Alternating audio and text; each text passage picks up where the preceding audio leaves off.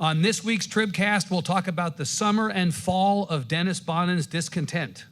We've now heard the tape of the House Speaker's infamous meeting with conservative activist Michael Quinn Sullivan, the most important bootleg recording in Texas since the Grateful Dead played the Capitol Theater in El Paso in April '77. Maybe your parents were at that show. What have we learned from Benghazi? Who'll pay a price? How will this affect 2020? And how will it affect 2021? The big question everyone's asking, of course, can Dennis Bonnen keep his powerful leadership post? But before we get to the tale of the tape and role play the coming speaker's race, I want to thank a few of this week's TribCast sponsors. Raise Your Hand Texas, strengthening public education is for the future because the future of Texas is in our public schools. More at raiseyourhandtexas.org. And Texas 2036. To listen to Texas Tribune Festival panels on the future of Texas education, jobs, healthcare, and transportation, plus a lively Texas versus California debate, visit texas2036.org/TribFest. Hello, it's Wednesday, October 16th. This is Evan Smith, CEO of the Texas Tribune, in this week for Emily Ramshaw, who's in New York City getting drunk with everyone from ProPublica. I'm your host for this special live edition of the Texas Tribune TribCast, our weekly Texas politics and policy podcast. Joining me this week are three of our terrific political reporters, Cassi Pollock. Thank you. Hello. Alex Samuels. Hello. And Patrick Svitek. Good afternoon. As always, we'll take questions from our listeners in real time on Twitter and Facebook.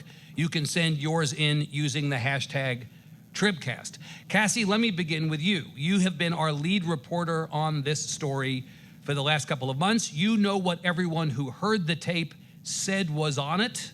You know what the speaker said. You know what Michael Sullivan said, what members of the legislature and conservative stalwarts said. Now we've heard the tape. Who characterized it correctly? Who was right? Who told the truth? Yeah, I think the recording yesterday when it was released, kind of marking a new shift in the months-long drama that we've seen kind of unfold, largely confirmed what Sullivan had alleged, for the first time in late July. I think that's pretty universal across the board.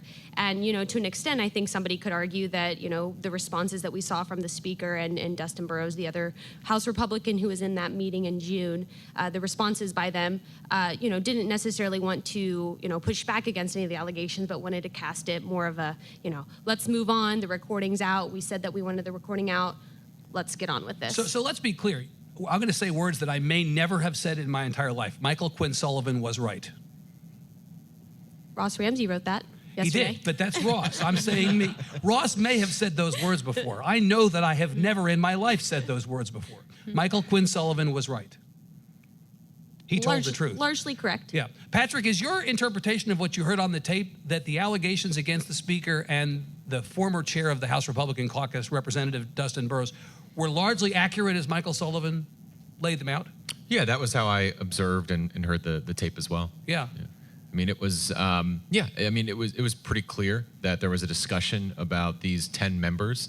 And while I don't think there was explicit orders for, Michael Quinn Sullivan and his group to go and primary them, there was definitely an implicit understanding that was conveyed that they could do that. The understanding was that they should go out and spend money in races targeting specific, which is to say specifically named, Republican members who were considered to be soft or potentially wayward on one or more issues.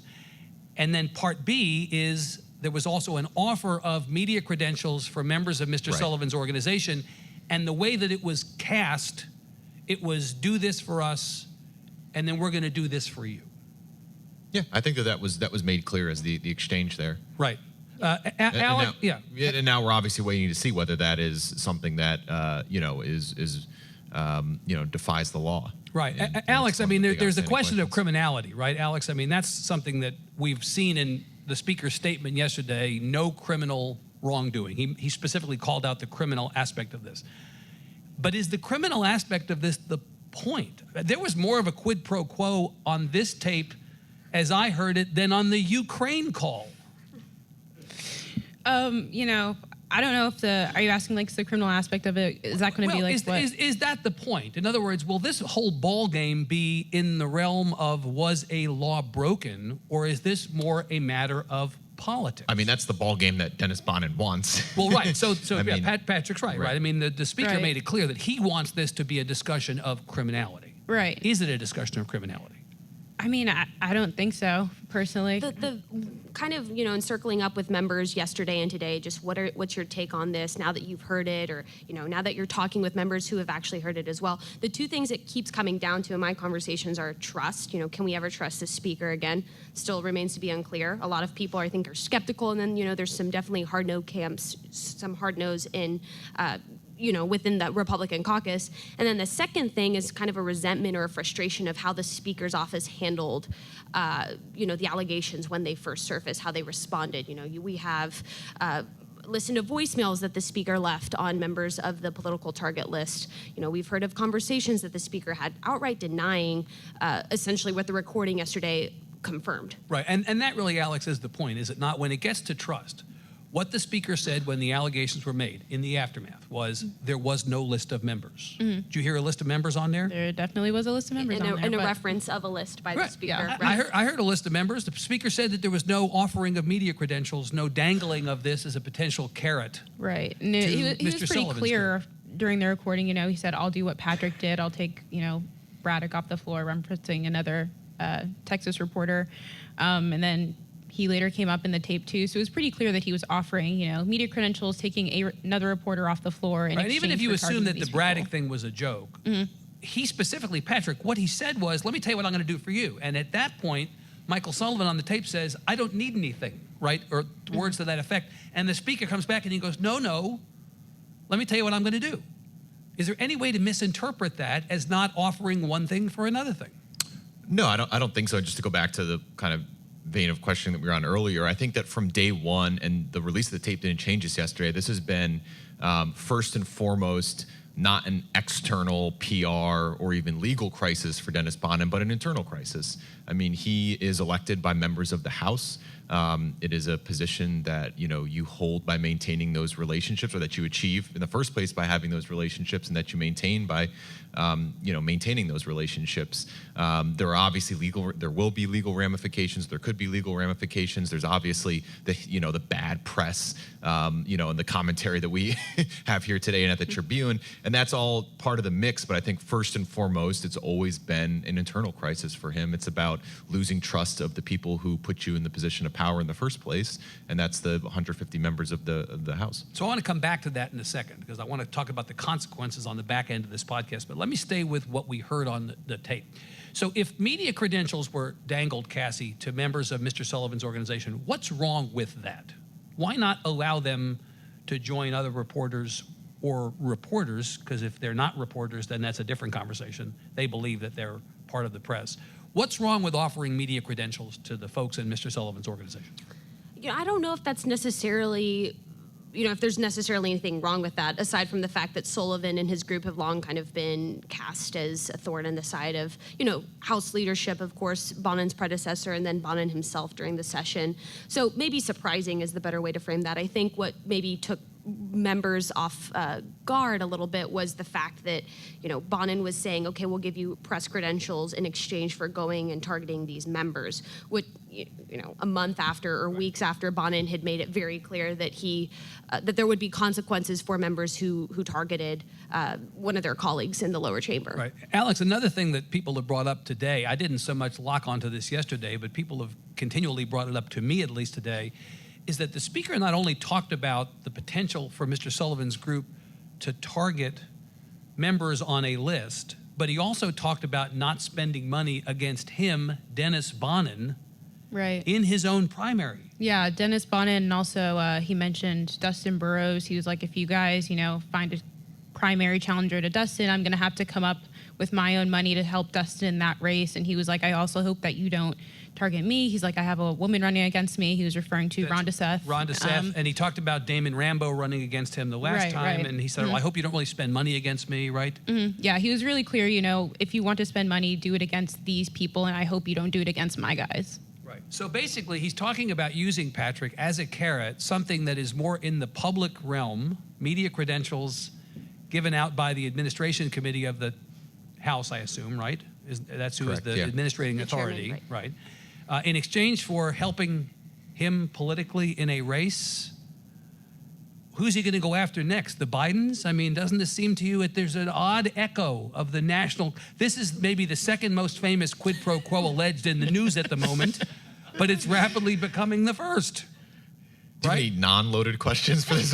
No, you can wait till Emily comes back next week. I'm all about the loaded questions. I mean, is there not something that jumps out of this tape that is extremely unseemly? Oh, of course. Yeah, absolutely. Whether it's legally a problem or not. Right, yeah, and it's funny you mentioned the Trump parallel, and I know we're getting into, this is more sensitive territory here, but you also have in the Trump parallel him claiming there's no quid pro quo or doesn't meet legal definition of something, and yet that is in some ways beside the point in both of these cases, whether there was actually, a formal definition or legal definition of a quid pro quo is damaging in many other ways and inappropriate or unethical in many other ways. Alex, a lot of ways the Texas Legislature was like high school with better food, right? It's that sort of juvenile environment. And so maybe name calling should be expected in an environment that is essentially like high school, right? But there were some personal attacks on this tape that really kind of caught my ear. I know they caught the ear of some other people, and it was the speaker spared nothing in saying things that maybe he has said before in private. Maybe all speakers talk like this in private. We shouldn't be surprised that people speak like this. But John Rosenthal. Yeah, Michelle Beckley. Makes my skin crawl. right. John Rosenthal is a piece of shit, the speaker said. Michelle Beckley is vile. Vile, heinous. He made a joke about, he's like, Justin Holland can't go around sending a mailer that says Michelle Beckley is horrible on it, saying that like he couldn't do that. I mean, but he never Ana Ramos is awful. Right. I think he said he took out after Ana Ramos twice on that front. Republican Keith Bell, in the words of Dustin Burrows, is a dumb freshman. Yeah. I mean, with the Republicans, at least it was pretty clear why he was going after them. I mean, I think all of the 10, if not most of the 10, voted against that taxpayer-funded lobbying bill. But for the Democrats, he never really explicitly explained what they did to, get under his skin or to be vile or heinous. He never really explains that in detail. Yeah, Cassie, the thing about both Beckley and Rosenthal, the speaker does say elsewhere in the tape that he believes they should be targets for the Republicans. Both Beckley and Rosenthal won seats that had been held by Republicans previously. Ron Simmons in the case of Beckley, Gary Elkins in the case of Rosenthal. And the speaker understands that if you're going to keep control of the Texas House next time, Democrats need a net 9 seats to take back control and possibly or presumably the speakership. They're going to have to not only protect the people who are at risk, they're going to have to pick back up some seats that they lost last time. So in some ways, his hostility to Rosenthal and Beckley, while the personal stuff may be a little bit over a line, it's not that surprising, right? He wants to come after those guys. Of course, and I think to the broader point there, I think Patrick wrote about this yesterday, is, more or less the baseline definitely for Bonnen and Burrows was the 2020 elections, that they're anxious about what can happen and what the stakes are, and maybe pulling back the curtain a little bit and just in terms of how anxious, or use whatever word you want, Republicans are that Democrats could in fact flip the House. Right. And Patrick, one of the things that the speaker did at the end of the session that made news was he came out and he said, look, I am not going to go after incumbent members. I am not going to target incumbent members. And that included incumbent Democrats. But there he is on the tape pretty much bragging to Michael Sullivan about recruiting a challenger to James Tallarico, the Democratic member from Round Rock. Right. Again, am I misunderstanding what the speaker intended when he said this at the end of the session? No, there were a number of comments he made on there that undermined, the edict or dictate that he issued at the end of the session, where he said, if members campaign against members, there are going to be consequences. And you heard a lot on that tape, at least in a few instances, that really seemed to run contrary to that and seemed to undercut his premise. Right. And that really, I think, threatens to have a destabilizing effect on, whatever kind of truce he was able to force earlier with that, statement that members shouldn't be campaigning against members. Alex, I want to be sure that I unclutch my pearls here when we talk about this stuff. I'm shocked to discover that people in politics are assholes, right? How much of this is business as usual, and how much of this is actually over the line. In other words, people have said, not necessarily forgiving or excusing, but explaining a lot of what we heard on that tape by saying, come on, you know what this is like. You know what these meetings are like when they don't know that somebody is recording you with their pen or whatever it was, right? They're just talking openly, thinking that they're just talking in the room, and so maybe we shouldn't be that surprised. Yeah, I had a source text me this morning who hadn't listened to the tape for whatever reason, but he was just saying, you know, basically what you were saying, how much of this is just business as usual? Like, we know these conversations happen behind closed doors. But the thing was, and I think Bonnen tried to say this in his statement yesterday, was that one of his mistakes was taking the meeting with Michael Quinn Sullivan in the first place. Just knowing that, as Cassi had mentioned, he's kind of been a thorn in the side of Republican leadership for quite some time now. And then in addition to that, just looking at whether, how many people who take these closed door meetings actually get caught like Bonnen did. Right. Cassi, that continues to be a mystery to me. Do we actually have an answer as to why the speaker thought this was a good idea? Unclear. It did sound, though, as if this was not Bonnen's first meeting with Sullivan. I think during the recording he references or mentions a previous maybe breakfast with Tim Dunn, who is one of the largest funders of Empower Texans, and Sullivan. So it sounds like this had just been something maybe like a follow-up or the latest meeting and such a thing. But to go back to the whole, is this just business as usual? I think that's up for the members ultimately to decide, and still we're kind of in no man's land. People are processing. Members' phones are blowing up. Hey, what are we going to do about this? There's obviously an upcoming GOP caucus retreat. And it's, I think, ultimately going to be up to the Republicans. Hey, is what Bonnen said on this recording a liability for us heading into 2020? Right. But Patrick, I want to come back again to 2020 and the political fallout from this again in a little while, but I want to stick with something on the tape. Patrick, something else that jumped out at me, and it may be because I'm hyper-focused on the narrative through line of not just this last session, but the previous session, and maybe even the session before that, local control. The speaker comes out and says at one point on the tape that his objective for this legislative session was to make it the worst session ever for cities and counties. What's that about? Well, I mean, we've obviously seen over the past, as you mentioned, the past few sessions, tensions between Republican leadership in Austin at the Capitol and local officials, often in cities that are, happen to be controlled overwhelmingly by Democrats. Those tensions have really intensified, and we saw that, in some ways come to a head this past session with the passage of the property tax bill, which was a priority, and you saw state leaders kind of charge into the session with that attitude, basically. Right, and you saw city and county officials march up the street to testify against. Right, and state leaders, though, sending out the message ahead of this session, you're either with us or you're against us on this time around. There's not going to be that much of a sympathetic, you're not going to get that much of a sympathetic audience. Did you know that Bonnen was, we know where the governor has been on this. The governor is gleeful in his public statements against cities in general, Austin in particular, and Austin's mayor of late in particular, right? We know this.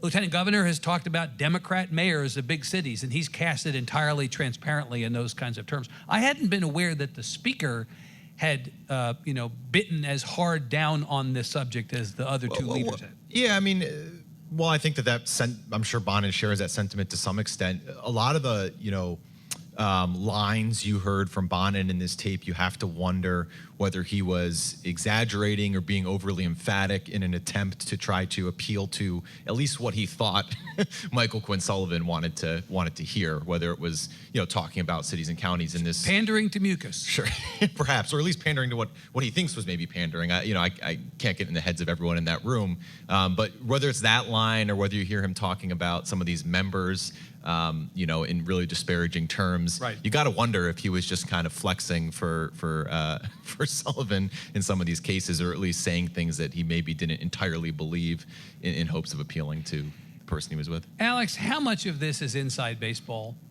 I mean, it's a different spin on the question as to whether this is politics as usual or over the line. Mm-hmm. How much of this is inside baseball? How much of this is only of interest to 3 blocks on any side of the Capitol? How much of this is only of interest to people know that when you refer to Braddock, that's his last name, right? I mean, seriously. Yeah. Or how much of this is mass facing? How much of this is going to be of any interest to people who are not part of this discussion already? We were talking about this earlier, and just in the sense that, it's really hard to explain the situation to like the average person who has no idea what any of this is. But the flip side to that is that Democrats could use this as ammo in flipping the House in 2020. And then the other flip side to that is, how do they explain this to like the average voter? Like, what's happening behind the scenes? How do you connect this to the progress right. made in this session? We were talking about public education was such a successful session, and there was property tax relief and all this. And now all of a sudden there's this thing. Where is the disconnect, or is there a disconnect between what we're talking about now and what we were talking about just a few months ago? Right. Yeah. And I think, Democrats, if they're going to try and spin this as being something positive for them in 2020, they're going to have to explain that and connect that to voters. And I don't know if they're. And Cassi, you just said a couple of seconds ago or a couple of minutes ago, well, it only matters really if the voters think, the other members, of the legislature think it's politics as usual, right? I mean, you're saying their point of view on this matters. In the end, even if it is inside baseball, it's inside baseball that decides who the next speaker is, right? I mean, that's the thing, is that there are consequences even if it's not a mass-facing situation. Yeah, of course. And to Alex's point, I mean, with the recording now out and the transcript, and of course, an upcoming Rangers investigation report, I know Democrats are speaking openly about this, and I think a fear on Republican side is, to what extent do Democrats use this as campaign fodder heading into 2020? Could you write an ad based on this tape? Yeah. Oh, absolutely. Take strategies. Okay, genius. I What's mean, the not ad? based specifically on the tape, but the message here is, if you're Democrats, you're trying to write an ad and boil this down. You talk about, Texas Democrats are focused on these kitchen table issues, while Republicans who have been in power for way too long in Austin are consumed by internal fighting and backroom deals and corruption and everything. You could totally write that ad.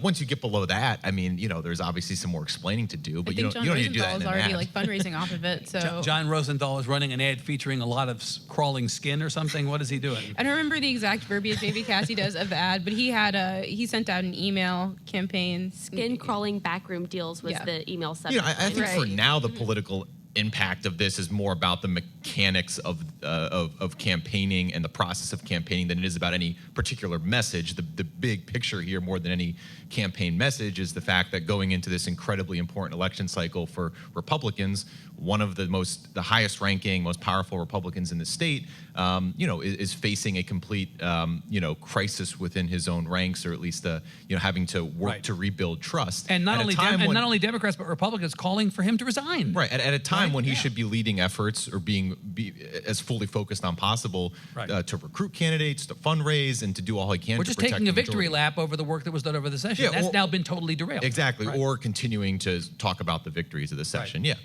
All right, so I want to come to the consequences in a second. I've got to just pause for a second and thank a couple of more sponsors of the TribCast. We always do that here at the middle. I want to thank two more TribCast sponsors. Edge, the Texas Monthly Festival. Get weekend passes now for an unforgettable weekend featuring Leon Bridges, St. Vincent, Brandon Maxwell, Texas Monthly Live, and more. You're going to go to that, Svitek? I may. Yeah. Any hip-hop acts that you want to go see at that thing? You want to do the lineup again? No, I don't want to do the lineup again. November the 8th to 10th. I just know how you roll. November the 8th to 10th in Dallas, Texas. Learn more at edge.texasmonthly.com. This is just like when Emily does it, right? Totally straight. And the Episcopal Health Foundation, by providing millions of dollars in grants, working with congregations and community partners, and providing important research. See how the Episcopal Health Foundation is improving health, not just healthcare in Texas. episcopalhealth.org. So I want to ask Alex about the consequences. There are legal consequences potentially, and there are political consequences potentially. So the legal consequences would relate back to the Texas Rangers investigation of this whole incident. Right, their ongoing investigation. An ongoing investigation. And we know that they have requested that everybody in the Texas House chill on document destruction, right? Anything that you've got that we may want for part of the investigation, preserve it. We're going to come after it. What happens now? Texas Dems were in court yesterday, trying to get Sullivan to turn over the recording to the judge. They want to make sure it's authentic, it hasn't been edited, anything like that. I think they also want any correspondence between Sullivan and maybe Sullivan and a couple other parties. Okay, right. And I think a judge is expected to make a decision on that in a few days. And I think Sullivan has another motion to dismiss their lawsuit. So there's a couple different legal things flying around here. As far as the Texas Rangers investigation, all I know is that it's ongoing right now. I'm not sure what the timeline for that looks like on my end. Similar, Cassie, to the Ukraine situation that's playing out in the national news right now. Is this really basically a boring old campaign finance investigation? Is that what this is? Is that the alleged crime being committed? Campaign finance? Alleged crime from the Texas Democratic Well, in Party? other words, if the Rangers are investigating something, they're presuming to be determining whether something was committed, some offense. What is the offense that they're investigating? Right. I think this talk of a quid pro quo, and the Rangers don't have prosecutorial powers, that would be more than likely passed off to the Brazoria County DA, who joined the House committee call for an investigation. That's to the extent that I'm aware of. Patrick, do you have a different take? I don't. No. I don't. No, I mean, I that stuff is all going to proceed. I think I'm more interested in, you have the Texas House Democratic Caucus meeting today on this issue. You have the House Republican Caucus retreat coming up. And those are the political consequences more than the legal consequences. Right. So let's talk about the political consequences, which I think are actually pretty interesting. And really what it comes down to me, is simple math. You need 76 to be speaker. That is Ross Ramsey's great wisdom every time we have a speaker's race. Don't ask me about any other aspect of a speaker's race. Can you get to 76 or can't you? If you get 76, you can be speaker. 3 days after the election in 2018, Dennis Bonnen came out with 109 names on the list, 79 Republicans, 30 Democrats. Would he have 109 names on a list today, Patrick? It's probably a good question for Cassie. She kicked a question to me earlier, so I'll kick this one. Right. Cassie? I think Republicans who have either long been aligned with the speaker and Democrats, I think there's just an open-ended question right now, maybe a healthy amount of skepticism as to whether Bonnen still has the numbers or whether he's going to be able to get to 76 again. I mean, Chris Turner, chair of the Dem Caucus, yesterday, I'm going to read a quote from his quote, quote, "For me personally, the revelations are incompatible with Mr. Bonnen serving another term as speaker." So that's not necessarily calling for a resignation, but it's certainly casting this sort of doubt on whether Bonnen is going to have the support again to be elected speaker. Well, so let me stay with the Democrats since you brought up the Turner statement. Can you name a Democrat in the House who will vote for a speaker who calls one of their Democratic colleagues a piece of shit who makes my skin crawl and whose wife doesn't know he's gay, which was said of Mr. Rosenthal? The speaker was relaying a comment made he attributed to his chief of staff, Gavin Massengill, or calls another one of their Democratic colleagues vile or awful. Liberal pieces of shit was another phrase that he used in talking about the next election. Which Democrat is going to vote for that guy for speaker? I don't know. Right. I mean, I think it's very likely that the caucus could come out against him. I mean, you have the caucus chair ahead of this meeting today, personally saying he's lost his confidence. I mean, that's a pretty strong signal. Have more conversation. We're going to have more conversations about this tonight. First for a caucus meeting, and then a caucus dinner. I'm sure. Actually, I know Democrats privately yesterday. A lot of them, not having the luxury to go listen to the recording privately and beforehand, before its release, were taken aback and surprised actually by just the comments and listening either to the recording or reading the transcript. And certainly I know there's a sentiment among a healthy amount of them who want to call for the speaker's resignation, but it's now a question of, okay, is that in our political best interest to demand for such a thing right now? That is a question. Heading into the election, do you want a weakened Speaker Bonnen, or for all practical purposes, do you want Speaker Pence, right, to tie this back to the national thing, right? Do you want the replacement in there, or would you just be happy to have Dennis Bonnen limping into the next election cycle? Right. I mean, there's an argument to be made that that's maybe in the Democrats' best interest to let the Republicans fight this out among themselves and to focus on, winning at the ballot box in 2020. I mean, there's a world in which the Democrats come out of this meeting and have some very strong words for Bonnen,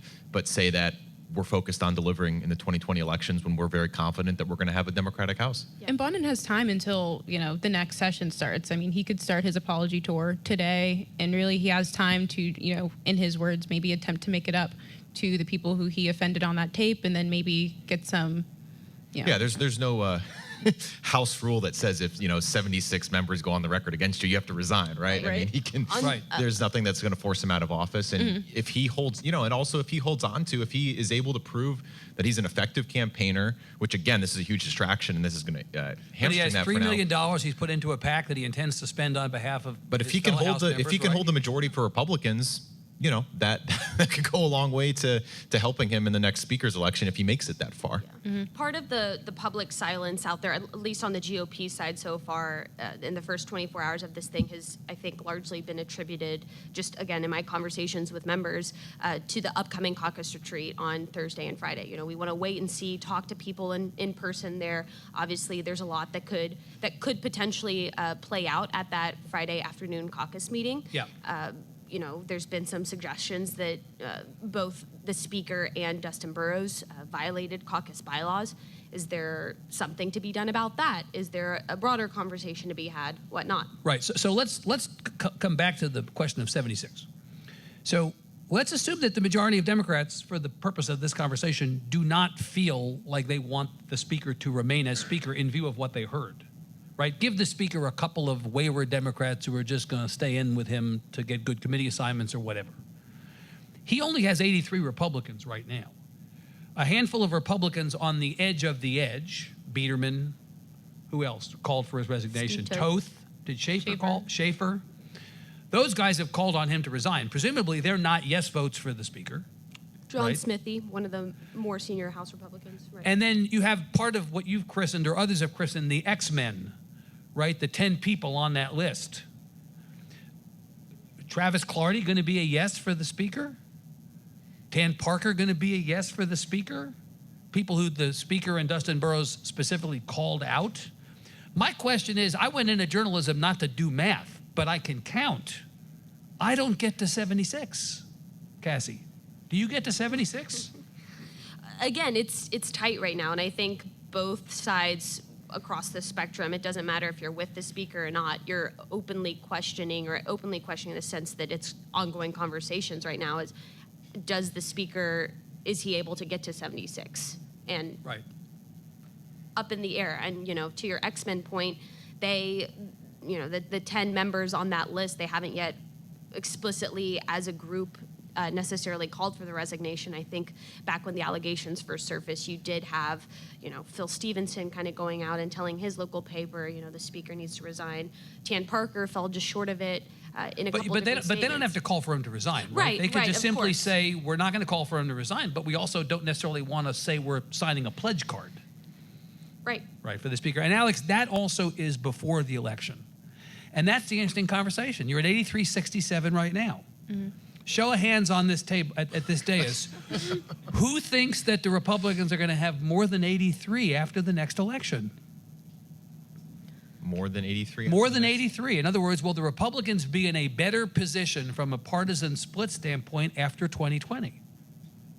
Oh, in a better position? Yeah. No, You're at 83-67. Will the Republicans have at least 83 or more than 83? possible. It's possible, but I think they will net a loss of seats. I'm not ready to say they're going to lose the majority, but you're Well, right. I'm not Yeah, asking yeah, that. yeah, But yeah. they'll- so if you start with fewer than 83, doesn't it become harder, Alex, to get to 76? Right, and it's a numbers game, as you've said with the 76. You said 83. It's 83-67 right now. And if you Right. take that, we could maybe the 10 X-Men who you're saying get pissed off. Maybe a few others get pissed Freedom off. Caucus guys. Right. And I think we've made this point a couple times on TribCast, but Dennis Bonnen in the 2018 speaker's race definitely proved himself to be the best organizer and the quickest organizer in the House. And I think a lot of questions, or a big question on a lot of members' minds right now is, okay, if we call for a resignation or if we sign something saying that we're not going to vote for him, what's the alternative? What is the step 2 to doing that step 1? Right. And again, we're out here 24 hours afterward and there hasn't, take all the caveats that we've mentioned, upcoming caucus retreat, whatnot. Can another member, Democrat or Republican, organize the way that Bonnen did in 2018 to get Right. some sort of counter to him? And here's where, as we end, I drink again from the cup of Ross Ramsey wisdom. Ross says you got to get to 76. Ross also says, and not only Ross, you can't beat somebody with nobody.